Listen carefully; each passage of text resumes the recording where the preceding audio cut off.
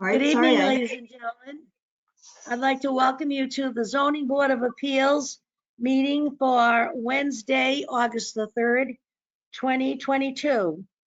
Pursuant to Chapter 22 of the Acts of 2022, this meeting of the Somerville Zoning Board of Appeals will be conducted via remote participation. A recording of these proceedings can be accessed at any time using the registration link at the top of this agenda. At this moment, I'd like to do, under other business, we had listed the election of the clerk. If the clerk can come on board for a moment, we could see you. We decided we should do this at the beginning, so we'll be all set for the rest of the night. I'd like to congratulate Catherine Garavaglia for being approved by the whole board of counselors and other committees as you go through the process of approving her as a regular member. And we've been very, very happy with her performance and glad that they sought to do so. And also, she's been subbing in, being the clerk for us, and she's done an outstanding job. So at this time, I think, do we have to nominate Catherine?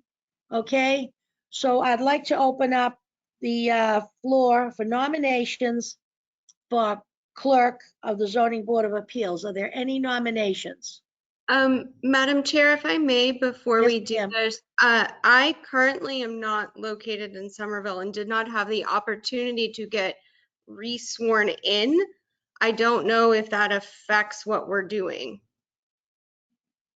I would think so. So When is that going to happen? I should be back in September. I did try to get this, but was unable to coordinate with City Hall. Are you on a vacation or are you not living in Somerville? I live in Somerville. I am just currently at my sister's house helping out with some family matters. And I will be returning, hopefully East Coast as soon as possible, where I really like Somerville better than here. Okay, so why don't we continue then with the acting? Is that what we should do? I think all heads are going that way. And we'll take this up September 7th. That'll be our first meeting in September. So Madam Chair, if I can interrupt, then Yes. the appropriate matter, Please. the appropriate order of business would be to continue the election of the clerk and then to elect an acting clerk Okay, for this so meeting. we're gonna go with a election of an acting clerk right now. Is that correct? Ann I have a Fullerton's got a hand up. Yes, thank you, Madam Chair. Ms. Hutchings, since Catherine was already the acting clerk, does Right. anything need to change until she's able to be sworn in as a full member? Because effectively she's still not a full member, but still the acting clerk. Okay, if she's already been sworn in as the acting clerk, I think that's fine. What is that, Emily? She has already been sworn in as the acting clerk, then I don't believe any additional action needs to take place, just the continuance of the election of the clerk. Were you sworn in, Catherine, with the Board of Counselors as the clerk or as a regular member? Did you go to anything, get sworn in yet? I wasn't sworn in as a regular member, which that was issue one that I raised. I don't know about being sworn in as an acting clerk. I don't recall. No, you and I don't. weren't. No, what we do, there's no swearing in for enacting on anything because it's usually a temporary thing and it's from the board. So as long as I think, a good point of Ann Fullerton, where you will need to be sworn in as a regular member. Okay, so we'll talk in the next week or next couple of weeks to find out as we progress closer to the September 7th. Maybe we could take care of business. Okay, so we'll be prepared for that meeting. I don't know, it's up to your issue. So I'll speak to you again on that. So I I would like to then rescind the motion to go ahead with the clerk's election tonight, and just because of that complication, and just continue with doing what we've been doing. I think that should be okay. All right. So without further ado, then we're going to jump to on the agenda under general business. We have approval of the minutes from June 1st. Could we have a motion, please? Madam Chair, I'd like to make a motion to approve the June 1st, 2022 minutes.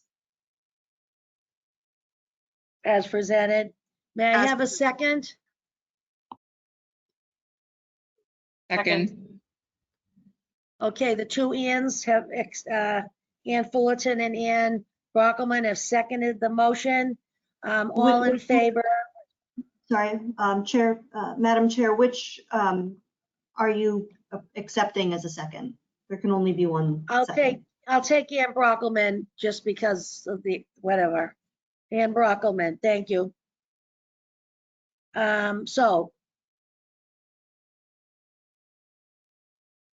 Okay, so in the matter of June 1st, 2022 minutes, as we go around, would you please vote in the affirmative or the negative, how you feel? Ann Fullerton. Yay. Okay. Ann Brockelman. Aye. Catherine Garavaglia. Aye. And Susan Fontano. Aye. Let the record show that the acceptance of the June 1st, 2022 meetings as presented was unanimously approved. Thank you very much. Next on the agenda, we'll go on out of sorts a little bit. We're going to go with 14 Sycamore Street. Is the parties for Sycamore Street here? Now, we did open this up back in July, so we're just going to go forward, but for the sake of the people listening in, Catherine, could you just read the legal notice for the record? Yes, Madam Chair. This is 14 Sycamore Street, P&Z 21-176, which it was continued from July 14th of 2022. The applicants are seeking relief from the required side setbacks with the addition of front driveway access in the NR district, which requires a hardship variance. Thank you. And it was July 13th meeting, Wednesday the 13th. I'm looking right at the agenda. Okay, so was the parties involved here for Sycamore? Good evening, Madam Chair, members of the Zoning Board of Appeals, Attorney Ann Vigorito on behalf of the applicant. My office is at 424 Broadway, Somerville, Massachusetts. I'm the Thank you attorney. and welcome. So tell us your story, please, Ms. Vigorito. Thank you, Chairwoman. So I'm here on behalf of the applicant for 14 Sycamore Street. They are David Smith and Jeannie Riley. They're the applicant and the owners of this property. I'm also joined this evening by our engineer, David Farah. The proposal, as stated, is to add a driveway to their property. It's a two-family dwelling in an NR zoning district. And David and Jeannie have lived at this property on the first floor of the home. On the second floor, there's two tenants. They've owned this home since 1989 when they first got married. Previous to that, they were both born and grew up in Somerville. They've raised their children in this home, and now they're assisting with grandchildren in this home. And, they've gone without a driveway for a very long time, and they're seeking relief, for the side back requirements they're in a detached house in an NR zoning district, as I stated, and the requirement for the driveway is 12 feet. The applicant has been granted an easement from the owner of 8 Sycamore Street, which is directly next to this property. Said easement has been recorded with the Middlesex Registry of Deeds.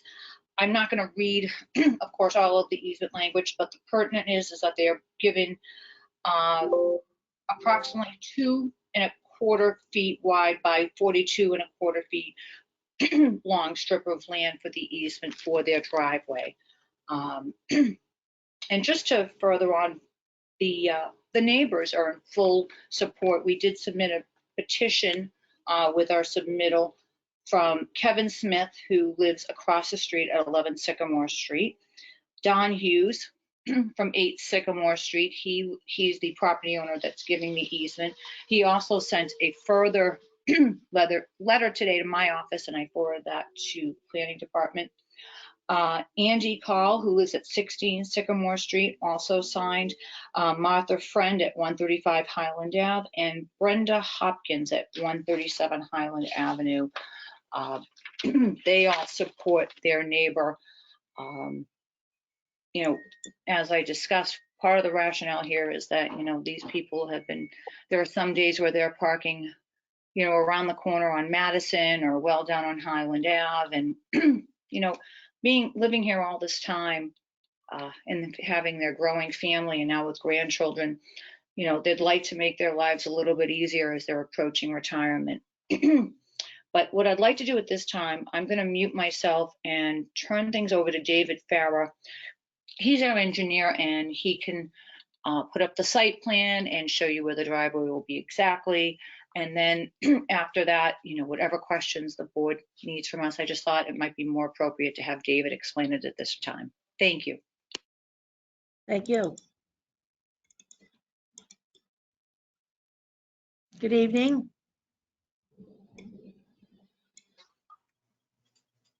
Madam Hi. Chair, this is Sarah speaking. David, you're unmuted on our end, and it sounds like you're unmuted on your end too. Oh, okay, good. You can hear me now? We sure can. Yes. All right. Good evening, Madam Chair, members of the board. My name is David Farrar, and I am the land surveyor who had prepared both of these plans, the existing and the proposed site plan. Now, the biggest issue that I was really working on was the green score here. The existing was non-conforming. The existing green score did not meet the criteria of the 35%. So what we had proposed is to remove a portion of the deck, add grass there, and also add some plants up at the front to bring that green score up into compliance. By adding that, we came up to 0.37 on the green score. Now, there was also the issue of, oh, I can show my screen here. Okay, I'm sorry. I've never used this. Please bear with me. Would you like me to bring up the plans here so everybody can see? Okay. All right. And I don't know if that worked or not. It did. It did. Okay. All right. So let me just bring the plans up to the front here. All right. So we have the two plans, the existing conditions on the right-hand side. You'll see there's at the rear of the building, there's a deck, and then there's a set of stairs. And then just to the right of that set of stairs, there is a portion of the deck that kind of jets out towards the back lot line. And that is the section that we were proposing to be removed in order to come up to that green score. And the plantings would be happening in the landscape area up front. There's a small tree there right now. So we had proposed planting a rhododendron and some hostas to bring that up into compliance. Now, the driveway itself is going to be mostly in the area of an existing concrete walkway. If you look to the existing conditions plan, it kind of faded out when I scanned it. But if you look to the left at the plot plan, you can see the cement conch on the back, and that actually wraps all the way to the front of the sidewalk. So really the only thing that they're adding on to here as far as impervious surface goes is that 2.25 strip to the left of the existing driveway. Mr. Farrar, I apologize for interrupting. This is Staff Planner Emily Hutchings. I just wanted to ask a question, as this was not part of the initial application for a hardship variance. Are you requesting relief from the green score? I don't think so. We are proposing to be in compliance. So this application is just for a hardship variance for relief from the sum of the side setbacks, if I am correct. I wanted to stop you before you go on and ask if this is relevant to the application or if this is something separate. Hi, Emily, it's Attorney Vigorito. I don't want to speak over and cause any confusion. We are only seeking the hardship variance for the driveway, but I believe David wanted to show, what he was adding, the plantings.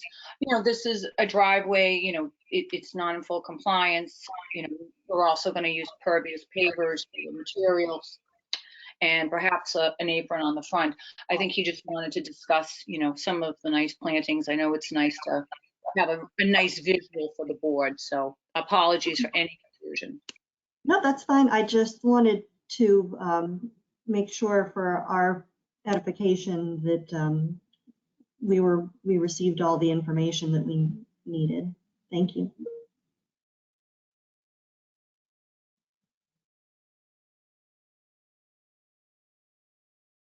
Hi. Okay, so I don't know if there are any questions that you might have for me about this driveway.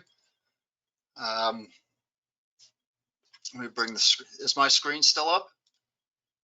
Well, Okay, you go along, this is Susan, I'm the chair. I see. Normally what happens here is, how do you spell your last name, David? It's Farrar. You'll see on the top block. Farrar. Yep, it's right Farrar. in the Okay, title block.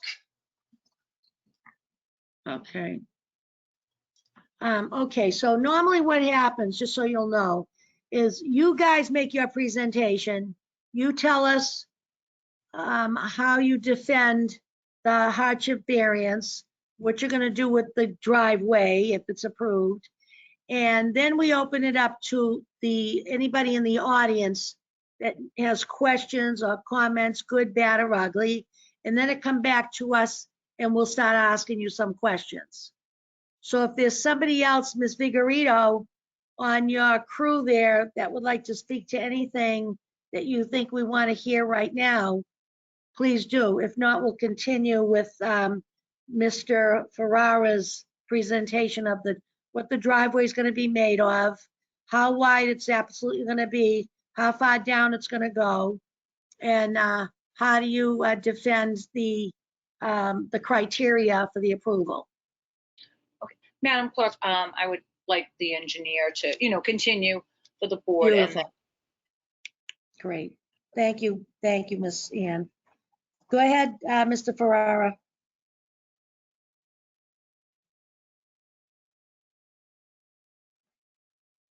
Hello. Hi, sorry, I just unmuted myself here, and there we go. So I think what you're looking at is to bring the driveway, as for relief from the driveway not being in far enough away from the lot lines. They are, well, the existing, I guess it's the existing foundation that we're worried about. And they're not doing anything with the house itself. They're just putting the driveway in, and it's over an existing cement concrete walk. So there's really not a lot of construction that is going to be happening here that is going to adversely affect that side setback. And you can see where there is no parking on the street as it is, and just adding that to a 2.25 strip just to widen that out a little bit will allow him to park at least 2 cars there, to get those off the street allow him to park there. And that'll not only be a convenience to him, and it would also help relieve the parking situation in general in that area.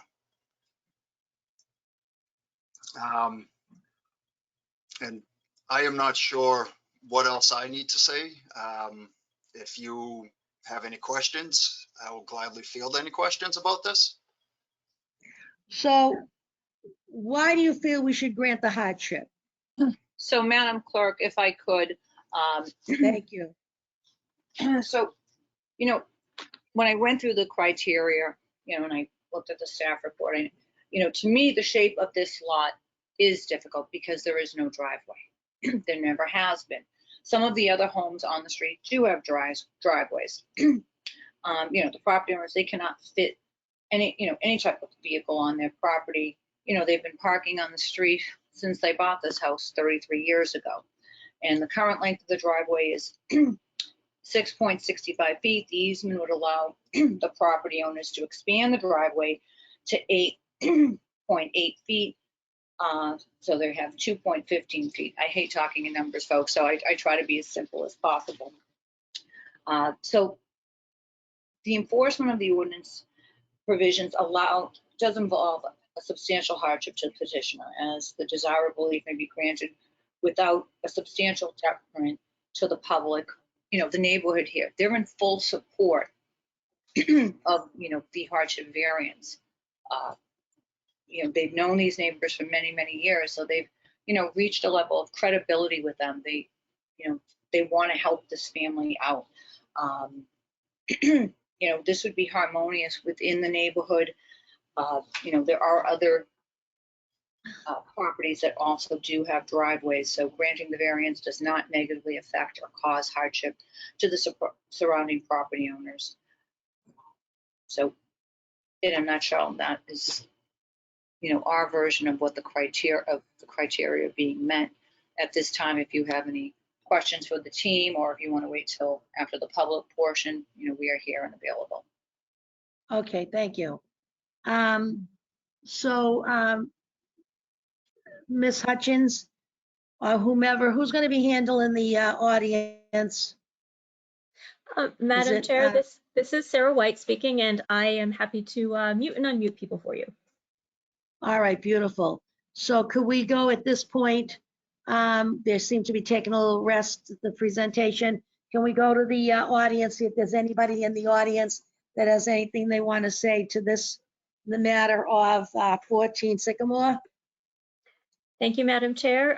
Through you, any member of the public, please use the raise your hand function on the GoToWebinar platform, and I will unmute you and go through the list in order.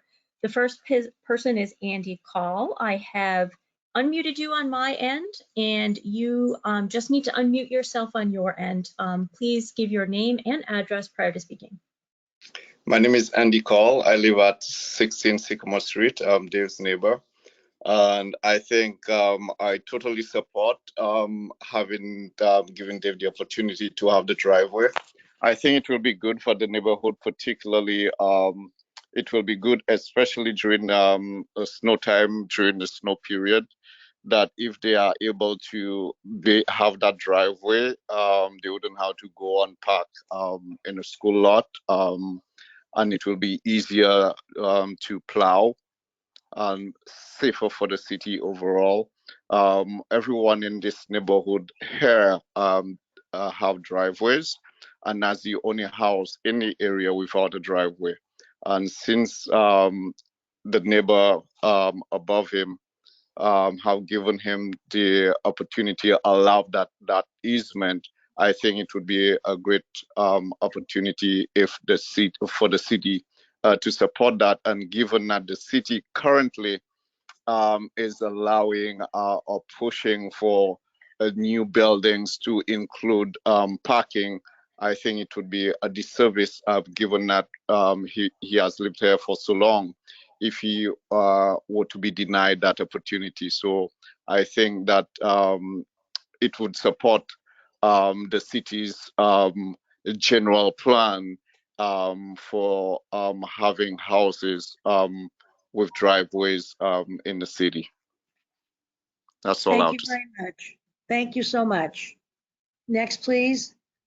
Anyone else, please use the raise your hand function and I will call on you and unmute you. Madam Chair, I have gone through the list. I will do one more pass. And Madam Chair, I see no other hands raised.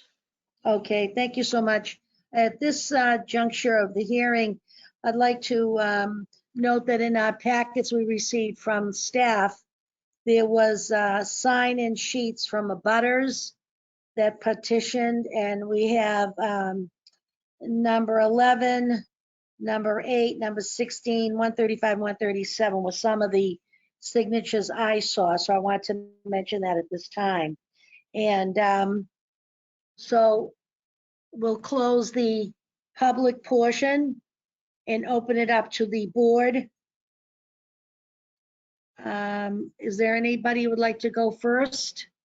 We have some comments. Ann Fullerton, have comments for the applicant, please? Questions? Thank you, Madam Chair. So I just want to make 2 points. One is the attorney mentioned permeable pavers. That is not mentioned anywhere in the documentation. It actually is called for bituminous concrete paving, and I believe the surveyor also noted that as well. So I want to make sure that my understanding of what the driveway will be is correct. Ms. Fulton, it's Ann Vigorito. Yes, I apologize, and I may have skimmed over it. We had a meeting earlier this week, and, I had told them, a survey of a lot of the newer driveways in the cities use pervious pavers, and they're generally preferred. So that is something that we have decided more currently in the past few days. So I wanted to bring it to the attention of the board. Apologies for confusion. My second point is I drove down Sycamore, wanted to look at the house. I did sort of a rough survey of the street to see if their lot was unique in its allowability to accommodate a driveway, and the neighbor's comment is accurate. I only found 2 other houses on the entire street that did not have a driveway, and only one that really didn't have the visible lot width to accommodate it. The other house really could have accommodated one if they wanted one. So I found that on this street, personally, I felt that it was a unique condition. And that's information I wish that the applicant had brought as survey data, but in my opinion, it is a unique lot for that street. Thank you, Ann. Does Catherine or Ann Brockelman have some questions for the applicant? No? Catherine, yes. Catherine Garavaglia, please. I guess what I'm struggling with is we've heard that the applicant has lived there for 30 something years without a driveway. So if someone could please speak to what the hardship portion is that they're experiencing with a little bit more to help me understand, I would appreciate that. Laura, this is Attorney Vigorito, but I may actually hand it off to Dave and Jean Smith. They're the, applicants, but I know they have lived there, like I said, 33 years since the day they got married.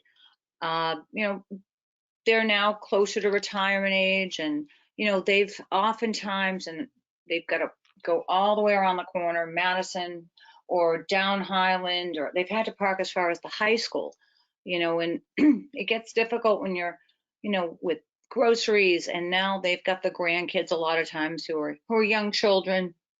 So it's been very trying because, you're trying to juggle a child out of a car seat and, with the groceries and all of the kids stuff. So that, has been a real struggle. And previously, I think many years back, they did request for a driveway and it just didn't work out. And when the new ownership for 8 Sycamore came, they're the adjacent property. They were in support of their project when they had done it, and they became good friends, good neighbors. So, the opportunity came that they were going to get this easement. So the project made much more sense. But, I'm more than happy to have the applicant, Dave or Jean, discuss it in further detail. I don't want to put any words in their mouth. Madam Chair, this is Sarah White speaking. So for the Smiths, I have unmuted you on our end. If you will just please unmute yourselves on your end. And if you would just kindly state your name and address for the record, even though we do know you're the owners. Good evening. My name is David Smith. And I'm Jeannie Riley. We're the owners of 14 Sycamore Street. Hello, welcome. Hi. Hi. So tell us when you want to convince us why we should do this for you. Like my attorney said, we bought the house back, 33 years ago. We were a lot younger back then, and convenience really didn't matter. The street wasn't as congested as it was. We're both up there in retirement age. My wife will be retiring pretty soon. And when we come home, there's been nights, that we had to carry our groceries or carry, just ourselves. I've been parking down. We used to park down at the high school parking lot, but we're not allowed to park there anymore.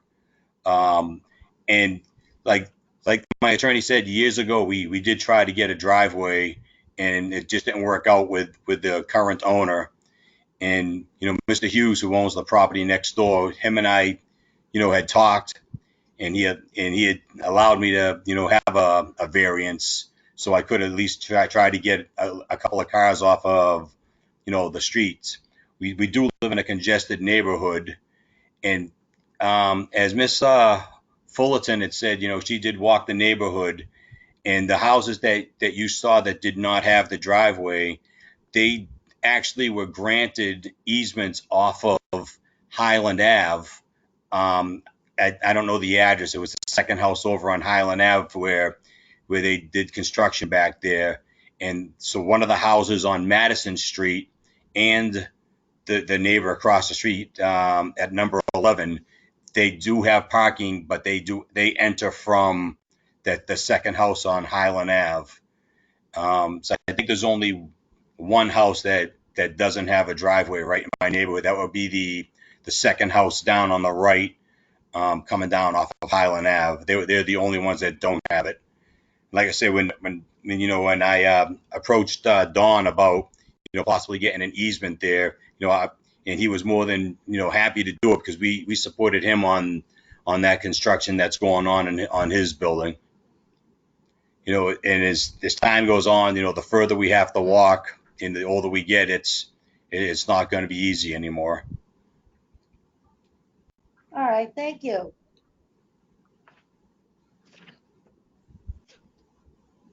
So, does Catherine, yes.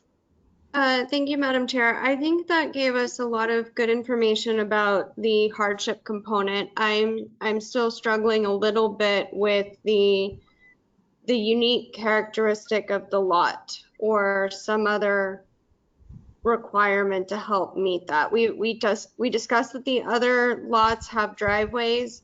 I don't know if those lots happen to be larger. Like, is this lot particularly smaller than its neighboring lots, or is the house on it wider and that's why there's no room for the driveway? What is the unique characteristic about the lot? I can answer that for you, ma'am. Thank you. On the setbacks had changed in maybe the last year or so, whereas you only needed 8 feet of running driveway, 8 feet wide by 16 feet. That was the bare minimum requirement. So they had changed the zoning law, so I needed a total of 12 feet. Well, I had it on the one side. I have the 3 feet on the other side, and so that's why without the easement, I would not have had this done. But the house that is the only house that, like I said, there's 3 of them that don't have driveways, but they were granted access through the easement of the back of that building on Highland Ave. The one that's directly across, he's probably number 9. His setbacks, because it's non-conforming from when the house was built, there's probably only 5 feet on one side and 2 feet on the other side. So there is no room to put a driveway on either side of that one particular house. Had they had, you know, and the building that they built behind them, he wouldn't have had access there because they brought that property line, that building almost up to the property line, and in turn those with support from Kevin Smith and the woman who lives on Madison, that's why they were granted an easement on the backside through their driveway.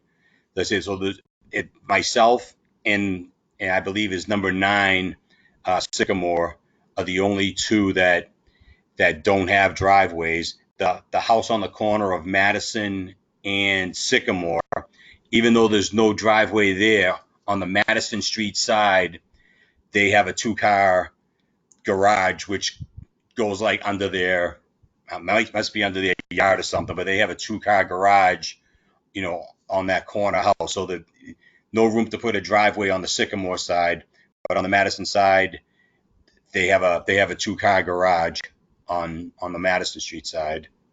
So that one house, it's how it's centered on their property, that they wouldn't make the requirements unless they got probably 5 feet from one of their neighbors. That would be the only way that one particular house would get a driveway. Okay, all right, thank you. Catherine? Madam Chair, I don't believe that I have any further questions. I personally feel the applicants made a good argument as to how their lot is unique and the hardship. Particularly, I would prefer that we take care of our elderly residents. The community seems to be greatly in favor of having this driveway. I believe I've heard enough to make a decision. Thank you. Ann Brockelman, do you have any comments to make tonight? Yes, go ahead, please. Sure. Just a matter of completeness of the application. Staff report does say that it's incomplete in that it doesn't address the 3 reasons that we're talking about in the application. Am I missing something, or we're just discussing it verbally now and we can make the findings verbally, even though the applicants Ms. Brockman, it's address attorney. it? We had, that was back before July 13th, and I can see now Andrew's holding his hand up. We, I think they got inadvertently not submitted correctly, so then we did resubmit, so that's why we were continued from that date to this date. But, you know, if you have any other questions, I mean, they were submitted. I don't know if they were, you know, if you had them or were able to see them. Which PDF is it? I have them all open. Staff or? Andrew? Madam Chair, may I address this? Yes, please. Thank you. Through you, Madam Chair. Thank you, members of the board. So the PDF that should be the supplemental memo to the one that staff provided on June 29th, 2022 is dated July 20th, 2022, and that should have been part of your packet. It was submitted, I believe, last week. You know, I tried pulling that up and several times, and I couldn't get that. I got the new addition to it that was sent through, but not the first. On the first one, when I go on my highlight, it kept coming up from the law office. That was it. It came up like 3 times the same thing. So I didn't get to see that either. The second memo or the first memo? The first memo, I saw the second, but I didn't see the You first. saw the one dated July 20th, 2022. Yeah, because the other one was June something, correct? I'm doing Yes, it by correct, memory June now. 29th. June 20 something, 29th or something. Yes, Go correct. ahead, Ann. And So I have the new staff memo, but is there a new application that flushes out their hardship in writing, or are we doing it verbally as we seem to be?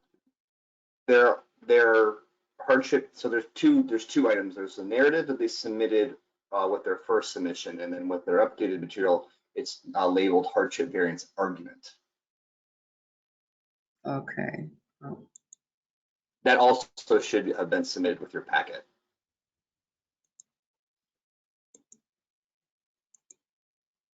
Does anyone have that file?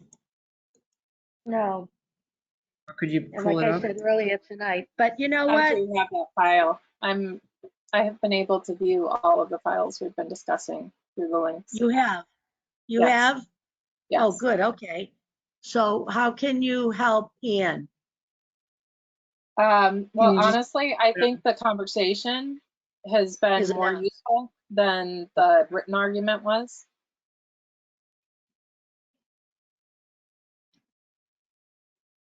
Do you have any questions, Ian, that maybe you didn't get answered yet, that still might not be in the narrative? No, I don't. I think that the topography was the biggest question, which is why I personally wanted to look at the street to understand if the topography was unique for that specific neighborhood. I felt the same way on the topography, and what I was looking at too, because I live on a very busy street and we only have parking on one side, and I'm blessed that I have a driveway. It was done years ago. And I know about the city's feeling about parking in front of houses, but not on the side. So I think if they have enough room there that they can boogie these cars in as deep as possible, and they're doing the landscaping in the front, and perhaps dress up this driveway so it doesn't look like a hot top or a parking lot in a store, and put some apron of cobblestones around the front. I think that would help, because I think that we're trying to keep families here in the city. And you have a family here, it's all these years, and they're getting to be retirement age. I can relate to that. And it's harder for them schlepping bundles, and if they have a driveway and with grandchildren. And you don't want to start losing families like this, or people that are getting older, and then maybe they're thinking they can't handle a big house and they should get rid of it and downsize. So I think it's a whole thing with the snow removal, street cleaning. I think the new zoning affected them, as he mentioned that. And this is a little different to me when it's a variance for a small homeowner and an issue like this. So, you know, I know we really go through these variances very strict, and I'm glad to do so and continue to do so. But I don't feel that this is one of those cases. I like that it's a family. I like that they live there. I like the reasoning they gave. So I would be in favor of it tonight as well. And I think the topography is a big deal. And the new zoning is the second part for me. So Ian Brockelman, will go back to you and see if they can answer something that you didn't see in the report to you. No, this is all No? fine, Madam Chair. I just want to make sure the updated pervious material is incorporated into the decision. Yeah, that's what I'd like to see. Ms. Vigorito, Yes, Madam Chair. so we're getting ready to move forward this, it sounds like, but I'd like to get some something down on paper from you folks on really making this happen and making it be an asset to the neighborhood and enhance the neighborhood as well. You're doing all your landscaping back and front, taking down that back part of the deck to open up the green space. So in the side here, the driveway, can we speak about the materials you're going to use and what you're going to do to enhance it? Well, I think, Madam Chair, I heard you say, and I think maybe someone else on the board, and, you know, we had a meeting earlier this week as a team, and, you know, I had suggested, because many of the driveways now around the city have the pervious pavers. They are preferred by the zoning board and the planning board. So, you know, the applicant is completely comfortable with using pervious pavers and, obviously some sort of, I'm not the best designer. I would rely on the engineer, but I think he, talk to the plantings, maybe some sort of apron in the front that could really make it all that much better. Okay, so is Andrew still on board? Andrew, this is your case, yes? I Yes, don't that see is your name correct. listed, right? Okay, are you willing to work with the applicant here in fine tuning what would be best appropriate for Yes, this driveway absolutely. as it goes in? It's here we go. We want to complement the neighborhood, kick it up a notch, make it nicer as well as useful. You know what I'm saying? Should be aesthetically nice to the neighborhood, I think. To confirm, Madam Chair, would you are you proposing a condition as part of this hardship variance request? Well, we You would could like to make it keep one. that condition? I think they've probably said it now that they're willing to work with you and just get it done. Ms. Vigorito, do you need a condition here? Madam Clerk, whatever, the board feels is appropriate. I mean, I've worked with Andrew Graminski many times and, sometimes, whatever you're comfortable with, but I'm sure we can work through with the planning Does the department. board want a condition or Ann Fullerton? Yes.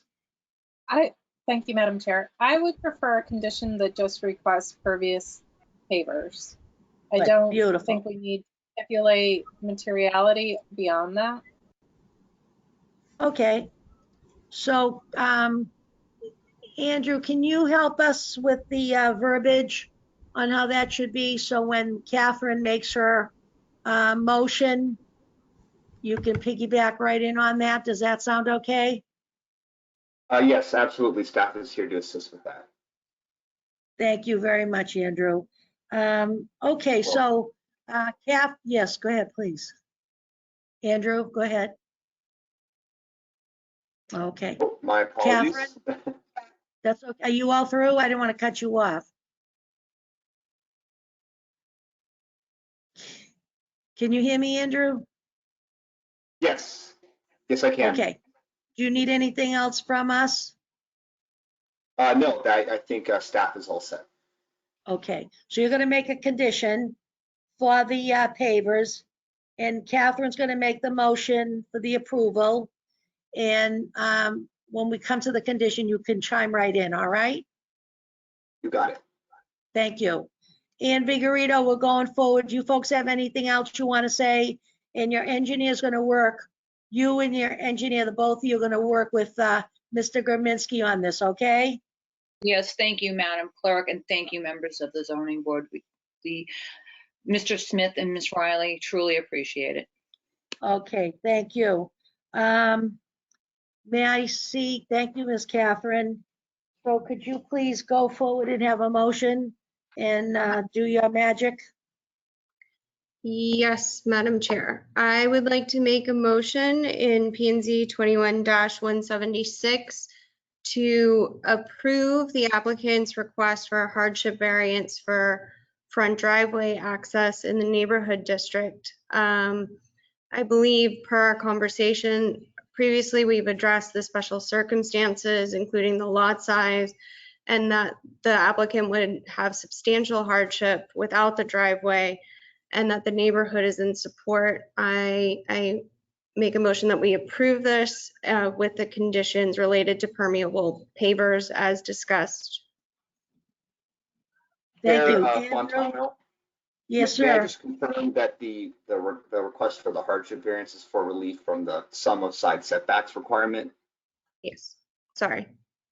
That's all right. I just wanted to make sure that that is what goes on record. Okay, thank you. And you're gonna, and how's the condition gonna read for you, Mr. Graminski? Sure. Staff believe the condition should read as the applicant must use permeable pavers as the material for the proposed driveway. Great, that good with you, Ann Fullerton? Great, thank you, everybody. So, without further ado, the motions have been made, conditions been stated.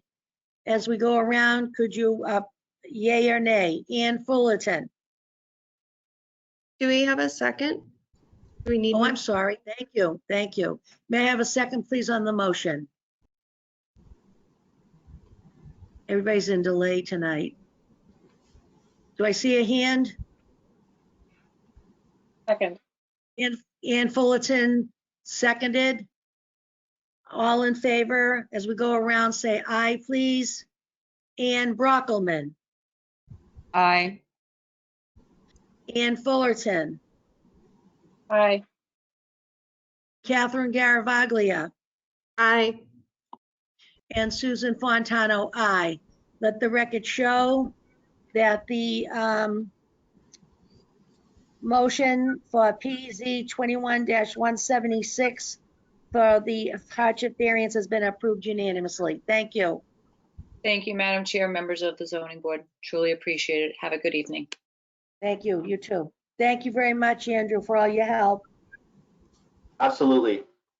Next on the agenda is 9 to 11 Aldersley Street.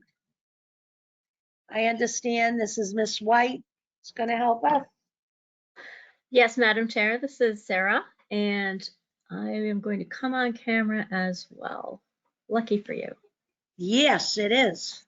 I like to see everybody All on camera, but nobody makes me happy. Could we clear off the screen? that we Yes, have? if could I get some help from my fellow staff members to remove the current item from the screen? That individual has been dismissed. Emily?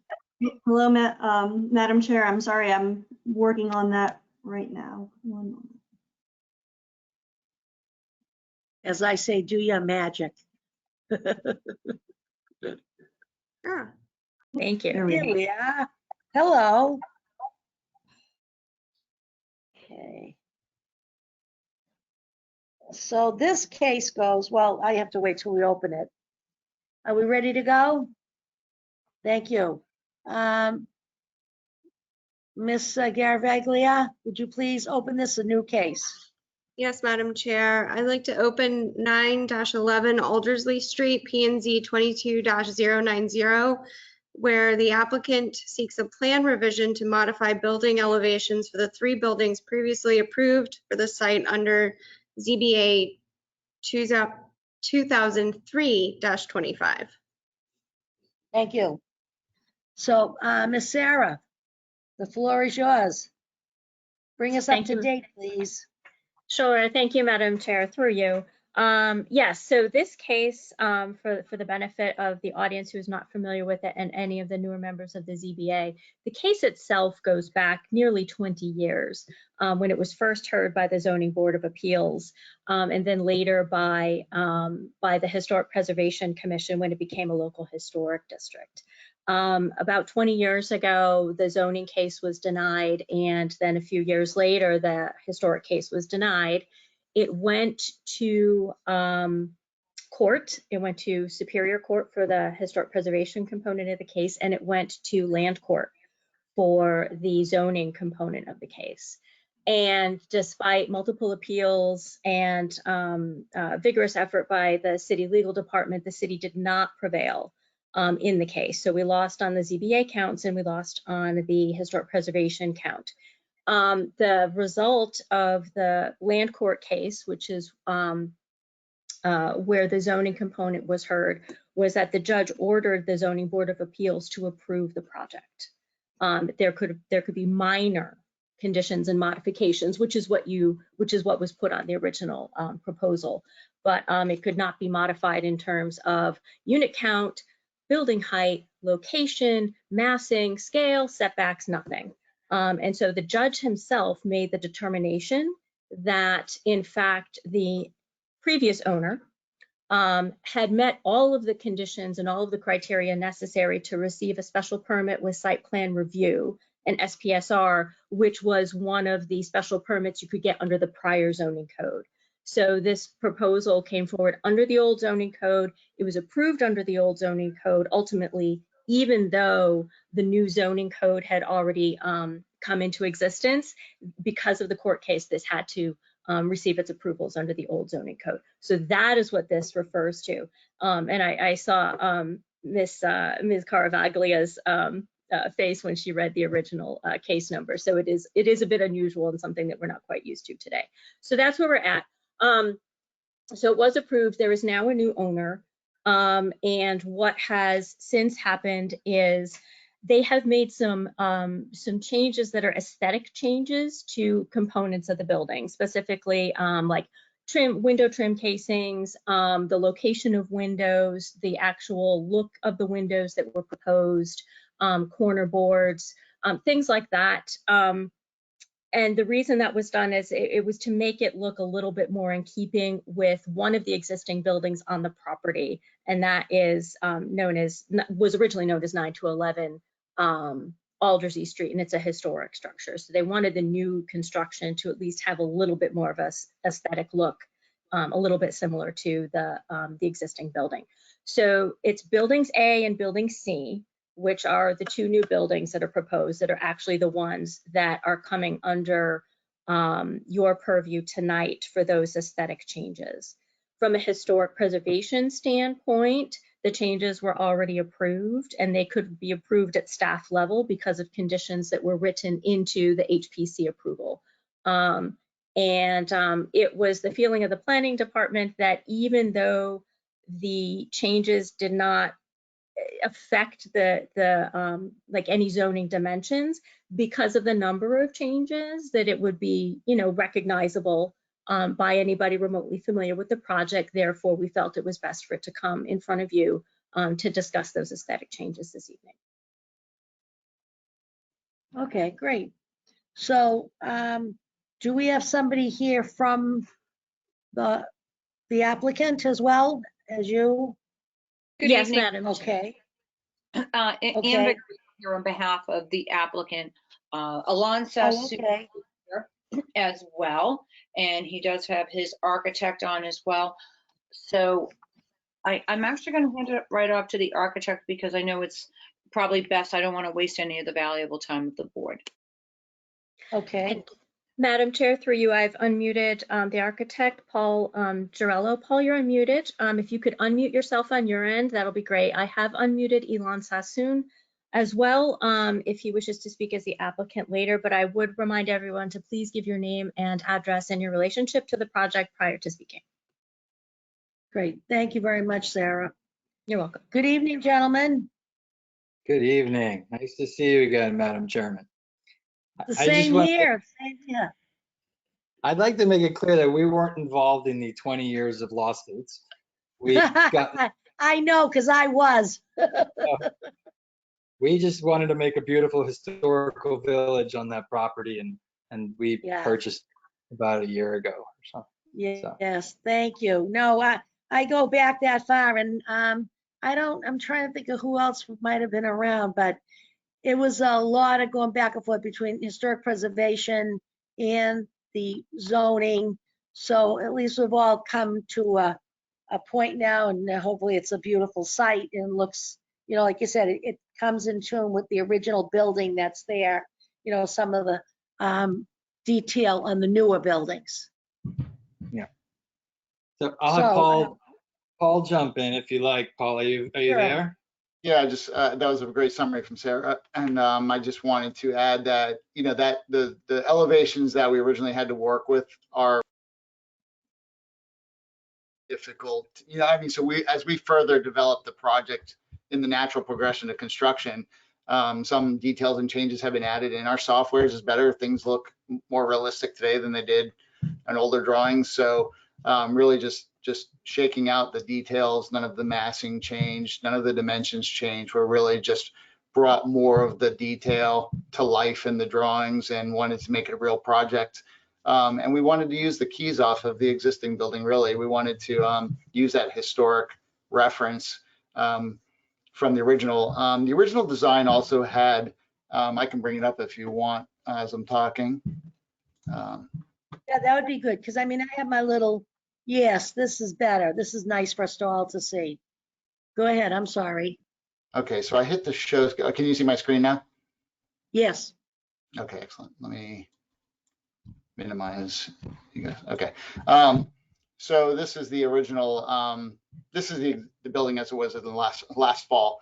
So that was really, we really wanted to get more cues off of that. The original elevations were limited in the amount of detail they were showing and how they match. So, you know, we've just really brought those things to life. One of the issues we had developing the two buildings were that the original architect had used a lot of paired window, you know, double windows.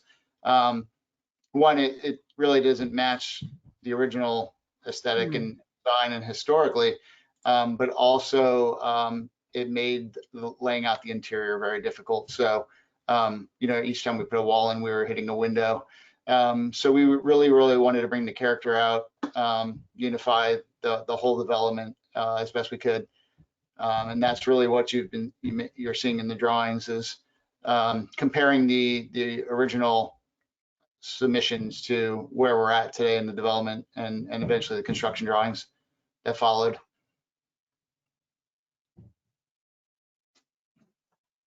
Okay.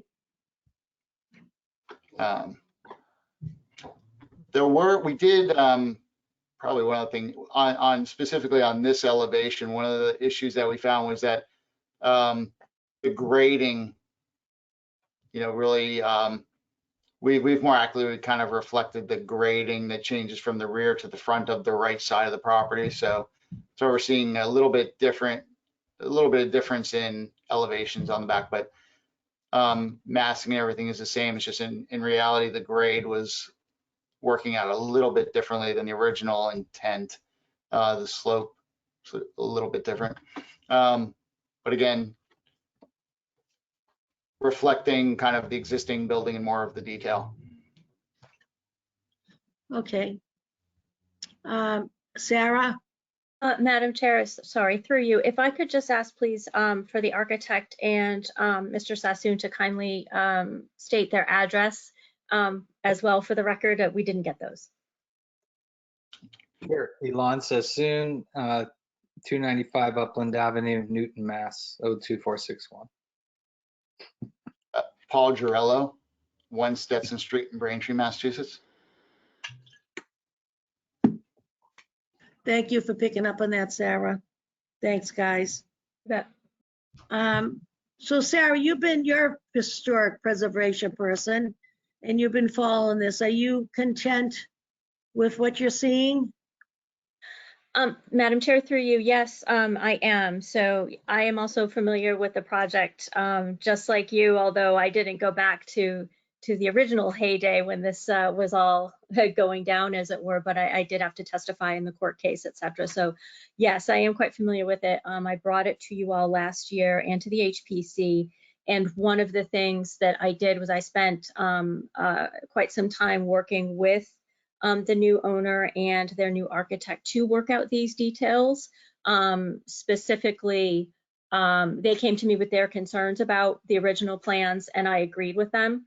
So I am happy to see these details as they are now worked out. I think that aesthetically it makes for a better project. Great, thank you very much. Because like I said, I started way back when I was historic preservation. That's how I was involved in it. And the whole neighborhood was very, very strong about certain things. So thank you. Yes. At this juncture, I'd like to see, is there anybody in the listening audience that would like to comment on this? Could you raise your hand so that the staff person can unmute you and vice versa so we can hear you? Madam Chair, through you, I am looking through the list. Anyone who has a comment, please do use the raise your hand function and I will unmute you.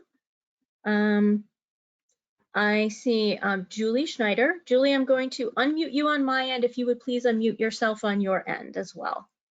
There you go. And please state your name and address for the record. Julie, you're still muted on your end. Okay, Madam Chair, Julie, why don't you work out the muting and unmuting on your end, and Madam Chair, I'll continue to go through the list and come back if that's okay with you. Thank you. Yes. Anyone else, please do use the raise your hand function. I currently don't see anyone else. So, so Julie, I think you might be unmuted now. Okay. Okay, I can hear you. Well, I'm sorry. Actually, I'm sorry I missed that introduction of the changes. And just from my view of the changes, it looked like the heights were going to go up. Is that correct, or did I miss something?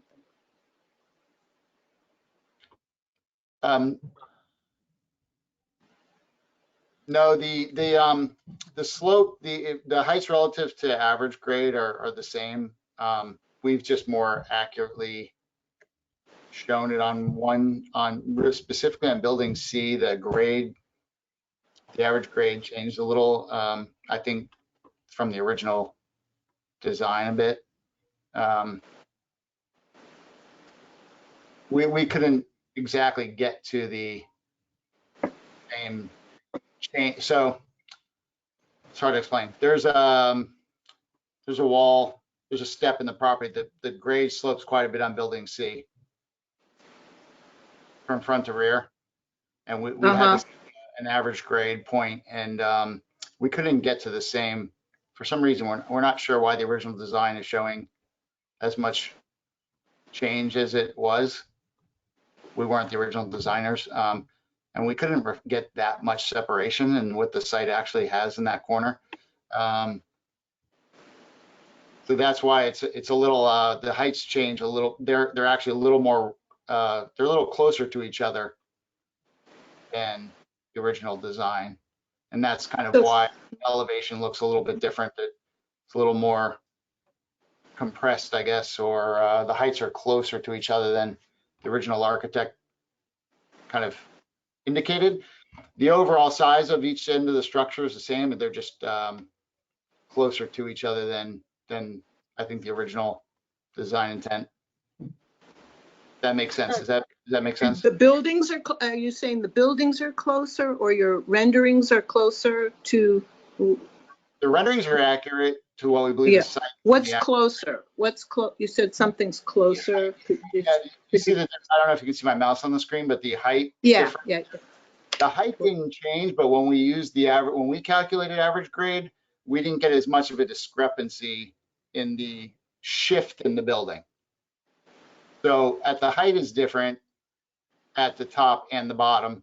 That's why ours is a little bit tighter, a little closer. So from the sidewalk, so will the heights be the same as, will they be higher than the building at the original building, or? They are massed the same. The heights, though, when you view them from the sidewalk, the heights. To the grade around them. Does that make sense? So we calculate off of the average grade because it's a slope. Yeah. Exactly the same. We're not going any higher or lower than the original plans. That's it. Okay, and so the biggest change from your original plan is what? We're just changing the windows because it's more aesthetically pleasing. That's it. That's it? Okay. Yeah, I mean, it's still, it's very important. If you look at the building now, it's a shell. And, we do know that, one of the original town select people, he was one of the founders of this town that lived in that house, Lionel Aldersey, friends with Nathan Tufts and that crowd. And it is just so painful to see, something historic of this nature just going, and that the neighbors are considered anti-affordable housing and all kinds of things. It's been a very painful process.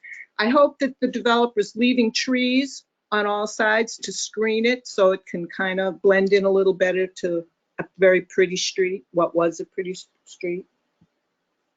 Are they going to be leaving the trees?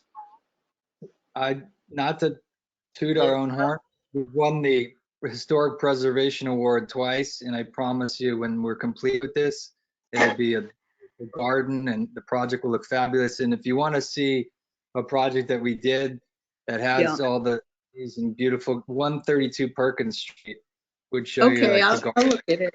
Okay, thanks for telling about that. That's great. And the setbacks, they continue. 1 second, Susan, please. the setbacks of the two new buildings, they will be at the same setback as the original building? Is that still in the plan? Correct, no change. No change to the massing from the And the original. setbacks from the street are the Setbacks, correct. same? And we'll speak, okay, great. Thank you so much. I appreciate all your care. No problem. Madam Chair, I'm sorry, this is Sarah Sarah. again, through you. Julie, could you just please give your address for the record, please? We got your name, but I don't think we got your address. 14 Aldersea. Great. Thank you. Thank you, guys. Thank Are you going to you. go on to another topic? Another case. Okay. We're all done with this. Okay, Sarah? So that's it. Now, let's ask the board here. Do you folks have any questions about this building or the case or anything you'd like to know that help you? I mean, we have to approve the presentation tonight, the windows and jazz. So do you guys have any questions? Or if you've been down there to see the old building or anything? Nobody. No questions. I don't see, yes, Sarah. I'm sorry, Madam Chair. Since you haven't closed the public comment portion yet, apparently there is somebody else who has been trying to raise their hand, but it has not appeared raised. So if you would entertain another comment.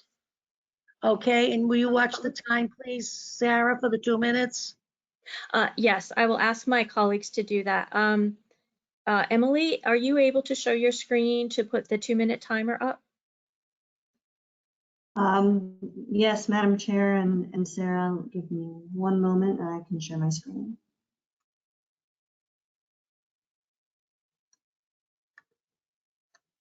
Okay, great. So the next person with a comment is Frank Valdez. Frank, I've unmuted you, and if you would unmute yourself and state your name and address for the record, please. Can you guys hear me? Yes. Yes. Yeah. My name is Frank Valdez. I live at 44 Walnut Street. Walnut. Thank you, Mr. Valdez. And what can we do for you tonight? So one of the things that I'm curious about and interested about that I need clarification on, I know that the project's been approved and a lot of these things, but there seems to be just some unclear components between the drawings that were approved and what is being currently overseen. The one thing that I would like to see, we talk about the average medium grade, and I have to deal with average medium grade all the time through my projects. So I know that very familiar. It is a mathematical equation that you have to do and that you have to show this. I would like to see how this medium grade was achieved and to show basically a plan that shows the grade as it was calculated. And there is a formula that is stated by the building code as how that medium grade is measured. And I would like to see, hopefully we'd like to see that being shown so that we can see how it was arrived. And the only reason that I'm asking that is that if you were to see the backyard, right now there's a huge pile of dirt. So obviously the dirt's being moved around a lot. So what was the medium grade average done by? The second question that I have is that the previous approved projects elevations did not show the windows from the basement in some wells, but now there are some windows and wells which are now evident and we're seeing with foundations being poured, and that has not been cleared from what was previously approved, which was not shown, to what is previously approved now, mostly on building C on the rear side facing our side. So you can clearly see that there's some wells for some basement units that were not evident previously before. And these are outside, it seems to be, from the setback of the original setback. Okay, thank you. Who'd like to field this question? I can speak to the average grade. We've worked with our civil engineer and the city to use Oh, hold on a moment. Is this Paul? Yeah, sorry, for this Paul Drell. Paul, for the record, your whole name and address for the record. Paul Drello, 1 Stetson Street, Braintree. Thank you. We worked with our civil engineer on the design as we brought it to fruition, and we've calculated both existing average grade. We've used that number in the process, and those are documented in the civil drawings and will be used to also establish the final grade. So those grades are not changing. There will be, the obvious, minor tapering of the grade at the immediate foundation wall, but all of the grading is going to be done per code, per project, per site requirements. We're not proposing some massive grade change. There are some retaining walls around. I mean, it's all based on the original approval, so we're not changing anything that wasn't approved previously. And we are using the definitions as required to demonstrate those grades and building heights and et cetera. The other question, there are some basement windows that have been added to the project that aren't apparent in the original design. Those are basically below grade with window wells that will appear slightly above grade. But there are them, because what he's saying is he doesn't see them, but you're saying they're there. Yes, they are shown in our proposed elevations for this application. On both, there's one on the side of building A and there are two on the side of building C. Okay, thank you. Is that it, Sarah, for the audience participation? Yes, Madam Chair, I see no further hands raised. Okay, so now I will close the public portion of 9 through 11 Aldersley Street, PZ 22-290. And we'll go forward with the board for any of their questions. I think we were all set on that. I didn't see anything happening. Ann and Ann, are you ladies all set? You have a question, Ann Fullerton? Yes, please. Thank you, Madam Chair. Sarah, my question's for you. So I had a question about the egress windows shown below grade as well, because there wasn't any sort of window line visible in the previous elevations that even alluded towards it. What are the parameters of our feedback for that? Because there's been so much process for this project, I wouldn't want us to go down a rabbit hole that's inappropriate. Right, exactly. I think that is certainly something that that you could weigh in on. It is not something that the director highlighted as something that was coming forth this evening. But that is something that, since it has been brought up and you have a question about it, if that is something that you would like to discuss and you're comfortable with, you certainly could. And you could wrap it into your discussion tonight. Right. I mean, honestly, as long as the proposal is not modifying the allowable units, I would assume that they have changed the layout, and therefore that's why they have the egress windows now proposed.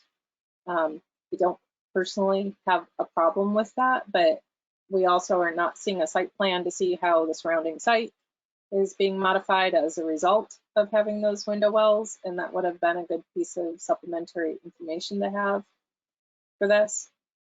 And then my second point is I completely support the staff recommendation that that the construction documents must substantially be equivalent to the approved plans. We've had a lot of issues with that in the past, and I like that. I like that comment. Good, Great. thank you. Good. Thank you, Ann. And so we're all set with that, right, Sarah? What Ann's saying now,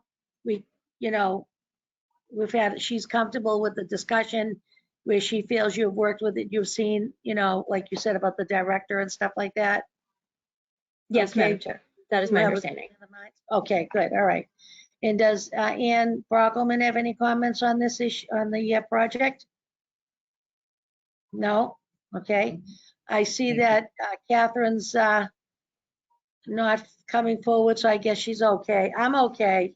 I know it's been beat around the bush so much, and I trust Sarah's expertise for your historic preservation, and that seemed to be one of the big, that was the neighborhood's point, was the historic preservation part of the project. So I know that's your specialty. That's why, as you're a planner. So if there's no further ado, the public portion's closed. All you gals have no further questions. You're all happy with the staff report and the comments from the board. So if we could have Catherine Garavaglia, please make a motion in the affirmative. Yes, Madam Chair, I'd like to make a motion in P&Z 22-090 for 9-11 Aldersey Street to approve the applicant's request for plan revisions to modify the building elevations for the 3 buildings previously approved for the site under ZBA 2003-25 with those conditions as further outlined in the staff memo. Thank you very much. May I have a second on the motion? Second. Second, Ann Fullerton. All in favor, please say aye in the matter of 9-11 Elderslie Street. Ann Fullerton, Aye. Ann Brockelman, Aye. Catherine Garavaglia, Aye. Susan Fontano, aye. Let the record show it was all 4 members voting the affirmative. It's passed unanimously. Thank you very much, everyone. Thank you, folks. Thank you, Sarah. Good luck. Good to see you all. Thank you, Madam Okay. Thank you. Nice to hear from you again, Ian. So the next on the agenda is 120 to 132 Middlesex Ave. As they're stepping forward, Catherine, this is a new case because of the date and the time. So could you please open it for us? Yes, Madam Chair, I'd like to open 120 through 132 Middlesex Avenue, P&Z 22-056. The applicant is seeking relief from the master plan standards requiring at least 25% of a development site to be provided as a civic space in the Assembly Square mixed-use district, which requires a hardship variance. Thank you very much. So who's here from 120 to 132 Middlesex Ave?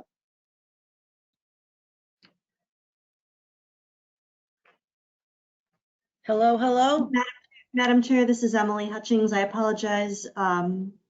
Raisa is on this case and I am currently working to bring in the applicants on this case.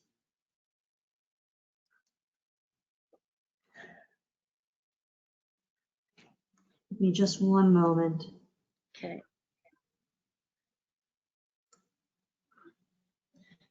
Ann Brockelman, I'm watching the time. So I have Anthony and Nicole. I've made you both presenters. So you should be able to come on and share your screen.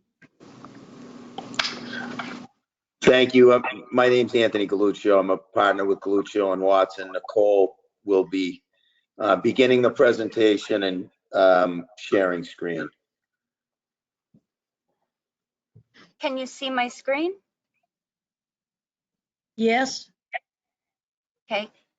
Good evening, Madam Chair and members of the board. Thank you for having us tonight to present our request for a civic space hardship variance for the 120 Middlesex project. My name is Nicole Labossiere, Director of Development at Divco West. I'm joined by my 120 Middlesex team members, Anthony Galuccio, Galuccio and Watson, Darren Baird, Golston and Stores, Jade Sanchez, Golston and Stores, and Matthew Pierce and Jeff Kim of Perkins and Will Architects. Divco West has recently increased Somerville lab space by 860,000 gross square feet at Cambridge Crossing with the completion of parcel EF 250 Water Street, soon to be home to Bristol Myers Squibb, and to a portion of parcel JK 222 Morgan Avenue, home to Philips Healthcare and Cerevel Therapeutics, We look forward to continuing our relationship with the City of Somerville to bring further research development to 120 Middlesex Ave. I'll now turn it over to Anthony. Anthony? Yes, thank you, Nicole. Again, my name is Anthony Galuccio, partner with Galuccio and Watson. Thank you, Nicole, for sharing that. It is exciting for me, myself personally, to represent DivCo on this, and we've been really happy to be able to bring research to Cambridge Crossing, formerly North Point, which was a big push from the City of Somerville and Mayor Curtatone and our new master plan, and having two exciting tenants in Somerville bringing research has been very exciting. I just want to give a quick history of this particular variance. It's a bit unusual because this variance, as applied for tonight, was actually, as I'm sure Chair Fontano and members of the board remember, was issued back in November 2020. It relates to 120 Middlesex. You can go back, Nicole, just to show the site plan, just to give you folks orientation. Obviously, the light blue is the parcel that we are speaking to tonight, running along Middlesex. Just the history, this variance was issued in 2020. It's the exact same relief requested. It was a 2-year variance. We, on behalf of new ownership, did request an extension, and we were granted that. Unfortunately, the variance did expire in May, so we're asking for a new variance to be issued. We are underway with permitting, and we're very confident that we will begin the project in time should this new variance be issued.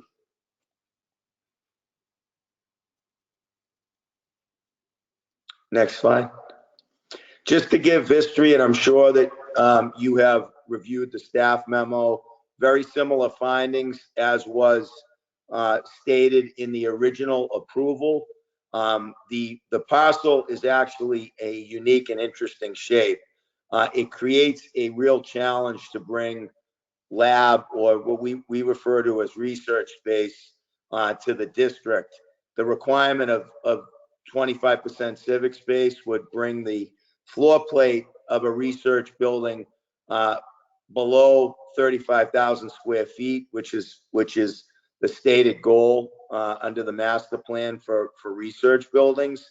And it would create other complexities, such as not being able to access the garage, and it would play a major role in making a research building untenable. Also, as the board, I'm sure, knows, the Mystic community and the city, through zoning and through planning, have stated having these civic spaces so close to a highway is not manageable. And so the approving this variance, again, would be consistent with city planning and zoning. And obviously, we do not believe there's any substantial harm or detriment in issuing this. In fact, it would be consistent with what city planning has stated. I think that's it. It is very straightforward in that it was a variance already issued in the past, and we're hoping that the board will approve it so that we can move forward with permitting. Thank you. Thank you, Madam Chair. Thank you, Mr. Galuccio. So all right, so let's, number one, see if there's anybody here from the public that has some comments, some questions, or anything they'd like to say. Could staff help us with that? Madam Chair, this is Emily Hutchings. Through you, I am reviewing members of the public who are present. I don't see anyone who has their hand raised at the moment. Okay. Give them another minute just in case, and I just want a show of hands. This goes back, I know to 20, but then in the interim, they had applied for another extension. Were you gals on at that time? Any of you people on at that time? Ann, you might have been, Ann Brockelman. When we extended it after 2020, we had it extended it until May of 22. Were you on with this case? No? I don't remember. Okay, all right. Well, I do. And I remember about the pollutants and stuff like that, because that was something of interest to me, living on a busy street. So, Miss Emily, if there's nobody in the audience, Madam you see Chair, any hands? I am not seeing any hands at this point. Okay, so I'm going to close the public portion. Oh, And wait, I'm sorry. I apologize, Madam Chair. I see one hand right now. And since you have closed the public portion, you can. no, go ahead. Go All ahead. right, Maria Marshall. Maria, I have unmuted you from your end. You will just need to unmute yourself. Just a reminder that these are questions and comments for 120 to 132 Middlesex Ave. Hi, my And it's name 2 minutes, Emily. my name is Maria Marshall. Can you hear me? Yes, ma'am. And where are you from, Maria? I'm a resident of California. My address is 23 Cobalt Sky, Irvine, California, but I am with the Cage Capital Partners Group. We own the property next door at 96 Middlesex Ave. And my comment is that I agree that this is not a suitable spot for civic space, being right next to the highway. And I think this is a great project. And again, a civic space would be better suited to an area far away from I-93. Great. Well, thank you for your input.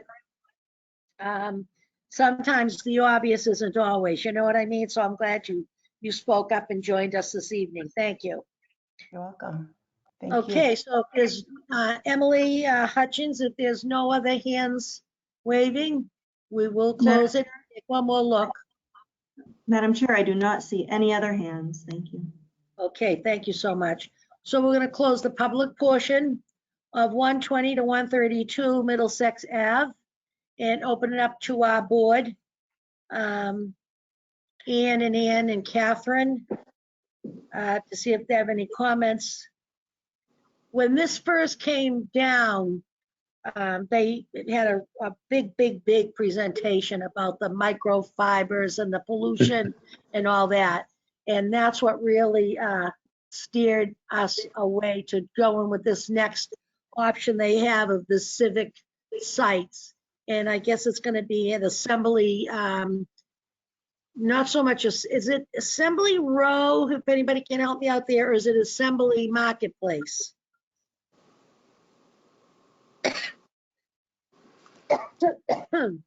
Can you hear me, Madam Chair? Yes. Thank you. Through you, Madam Chair, to my colleague Nicole. I don't think we refer to it. This is along Middlesex Ave where a number of research facilities are proposed. Maybe staff. Yeah, but I think the city. Sorry, Mr. go ahead. Guccio, that's all right. What I was asking was our staff people. Okay. If they wrote it up and I was reading it, it says here Assembly Square middle mixed use. But then I thought someplace else it said Assembly Row. So I didn't know. I mean, I guess it's a whole big parcel down there. Staff people, is somebody out there? Emily. Madam Chair, this is Emily Hutchins. So, what is this DWCH? What is that? I'm sorry, DWCH?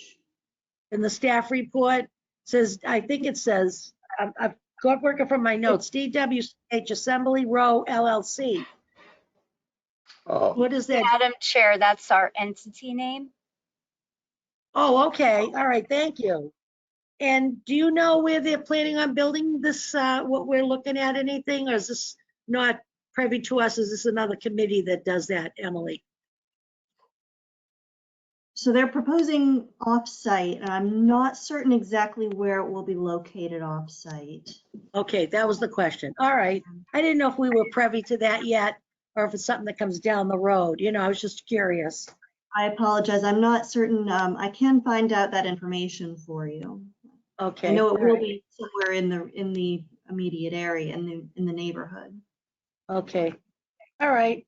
Yeah, And Madam Chair, yes, sorry, that's Madam okay. Chair, you've done me a favor because I did not specifically mention that this variance was related to a development covenant whereby the owner previously and the current owner have made commitment to, as I think you've just indicated, financial support for the purpose of Right. acquiring civic space in the area. So that has been a condition of this from the beginning, and Divco West obviously is going to adhere to that development covenant should the Yeah, variance that's be right. granted. Sorry I about think it's that. good too. No problem. But I went back with this case and I remembered it. And you know, you can't always do things on a particular spot of land, and that's why this program's nice, because there are more and more things we're getting out, getting people out of their little backyards or no backyards at all, and then have some places to go play. And down there by the water and everything, it's really nice. So I was just curious to see where it was going. So, okay. So do you ladies have any questions about this? It's really what was there before. They just ran out of time, didn't realize the clock was ticking and new owners and stuff like that. So, Ann Fullerton. Hello. Thank you, Madam Chair. My only question is for staff. Emily, so just so I understand correctly, they're not requesting an extension. They're requesting a new hardship variance with the same criteria. Is that accurate? Madam Chair, through you, that is correct. The original hardship variance, it expired. And so they were unable to seek an additional extension. So they are seeking a new hardship variance that is exactly the same as the original one. Thank you. They ran out of time, you know, and you can't do another extension after you've already given one. So they had to come back tonight because of that. I asked the same question today. I was like a little confused on it. I didn't realize that. And Ann Brockelman, do you have any questions on this project? No? No. Okay, Catherine Garavaglia, you there? I'm here and I don't have any questions. Thank you. Okay, you want to make a motion? Ooh, I lost my camera. Hold on. I'm coming. Yes. Yes, she is. So let me pull up the right thing. Madam Chair, I make a motion to approve the applicant's request for a hardship variance and relief from the requirement for a 25% space, or a 25% of the development site to be provided as civic space in the Assembly Square mixed use district, with the conditions as contained in the staff memo for P&Z 22-056. Thank you. I think at this juncture too, could we, I don't have the numbers in front of me, but can we go make a footnote that this was the prior case that they just, the time it expired? Do you see that? I don't have it in front of me. Does anybody have it in front of them? Madam Chair, are you asking about the prior? Yes. Number? Yes. Emily, do you have it? It expired in May of 2022. One moment, Madam Chair. No. Looking for the original hardship variance? Yeah, just like it thrown in there. Oh, yeah. I've got this here. November, it was November 18th of 2020, originally.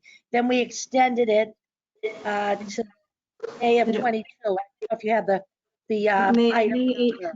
2022. I just like that when you put it all together. Can we have that in there too? Because it has a lot of the conversation. It has a lot of the criteria that was met for 1, 2, and 3 on the hardship. Madam Chair, I'm struggling to locate the prior ZBA case number, but we could reference master plan special permit 2020-0003. Great. I And- just think it would be nice to have. Yeah. Okay, thank you. So can I have a second on the motion? Second. And Brockelman? All in favor, as we go around, please say aye. Ann Fullerton, in the matter of 121-32 Middlesex Ave. Aye, yes. Ann Brockelman? Aye. Catherine Garavaglia? Aye. And Susan Wonderful, aye. Let the record show it was unanimous, all 4 members voting in the affirmative. Thank you, folks. Good luck. Thank you, Madam Chair and members. Thank you. Thanks, staff. Thank you. Have a good night. Okay, so we're down to the nitty gritty. We want to get Ann out of here. She's got to bug out at 8. Are we voting tonight on this application for submittal? Emily? Yes, Madam Chair. So it is the role of the ZBA to vote to approve the updated submittal requirements manual at this time. And with your permission, I have a brief presentation that I can provide. Okay. Because what I'm concerned about as we go forward is that at 8 o'clock, Ann's got to bug out of here. It's All right. very. I will do my best. I will do my Okay. best to zip along. Okay, kid, go ahead. Now, can you all see my screen with this, Not this yet. presentation? Not yet. Yes, I can. Okay. Where are you, in The submittal Mars? requirements. Sorry? Can't. Ann Brockelman said, yes, she can. I can't, and I didn't know if where she was that she could see it. Can Ann Fullerton see it? Can Catherine see it? No. Ann Brockelman can. What kind of machine you have over there? Oh, One now it's moment. gone. Let me try it one more time. There it is, yes. Oh, yes. Yes. Yes, There we yes, go. yes. All right, can you see it? Can you continue to see it? Yeah. All right, so thank you very much for hearing this this evening. Today, I'm just here to present the final submittal requirements manual for your review. The manual covers the application processes for the various zoning requests and permit types found in the Somerville zoning ordinance that the PBZ division administers. So the manual includes both the requirements that must be met and the recommendations from staff that are intended to be helpful for moving through the process as smoothly as possible. So we boards have completed the review of the drafts and provided feedback. The only thing that is yet to be done is to vote to adopt the new submittal requirements. Once the ZBA and the planning board vote to adopt the submittal requirements, they will go into effect for any project that has not already completed a full application. So we're hoping that the ZBA will find it fit to vote on the matter tonight and that the planning board will vote on the matter tomorrow. There have been a few substantive changes as shown on the tracked changes version that Charlotte sent you. Some additional links to outside resources were included. There was an added Arts Council certification and some added clarification and when necessary and revised language to be a bit more precise. Again, those were shown in the track changes version that Charlotte sent you a couple weeks ago for your review. There were some more minor changes that were not shown in the track changes version. Chapter 3 was renamed from document dictionary to glossary. There were some edits to how links are shown, and there were various minor changes to things like typos and adding page numbers to the table of contents. We do have some future goals for our submittal requirements manual. We intend to incorporate thoroughfares, civic spaces, and master plans. Each of these are currently treated separately from the manual, but they can still be found online. Staff will also be continuing to update the manual to make sure it remains relevant and accurate. We will be able to update the manual to address different points of confusion as they arise and address zoning amendments that affect submittal requirements, such as making backyard cottages by right. That is currently being considered right now by the planning board and the city council. For future changes, PPZ staff will be able to continue to make improvements to the manual administratively. The ZBAs and the planning board's rules and regulations do delegate that authority for creating submittal requirements to PPZ staff with the approval of the director. Staff have decided to ask both the ZBA and the planning board to vote on this submittal requirements document due to the depth and the breadth of the changes that are being made, and to provide the boards with a formal opportunity to provide feedback. Future changes may be minor or significant, but will maintain this framework as approved by the boards in this version. So there may be adding or removing sections as relevant. If the City Council does approve the amendment to eliminate site plan approval for backyard cottages, then that will be removed. As proposals for thoroughfares and civic spaces, if they become more common, those sections might be added to this. And we will be continuing to update directions on how to submit applications as new systems are adopted. And that is the full application, and I can take questions. And if there are no questions, then the board is able to vote to approve the manual. Well, as much as I got through it, and I ran some copy off of myself because I like to look at it, you know, I don't always have the computer in front of me.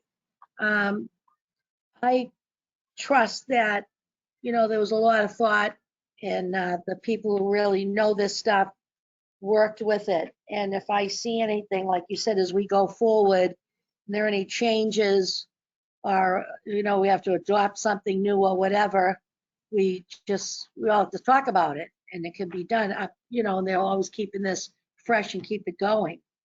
So unless you folks, does Ann or Catherine have any comments about it? It's quite a thing to go through and to read it and understand it. And I'm sure as it applies to each individual department and person and, you know, the pecking order, they get it. Do you ladies have any comments? Or are you willing to approve it tonight? Yes, yes, thumbs up, yep. Okay, yep. So can I have, does anybody want to say anything about this? Piggyback on what I said, or no? Okay, so Miss Catherine, could you please make a motion so we can approve it tonight? And we'll turn it over to the planning board tomorrow night. Yes, Madam Chair, I make a motion to approve the amendment of application submittal requirements as presented. May I have a second? Ann Brockelman with a second. All in favor as I go around, would you please say aye, or if not, nay? Ann Fullerton.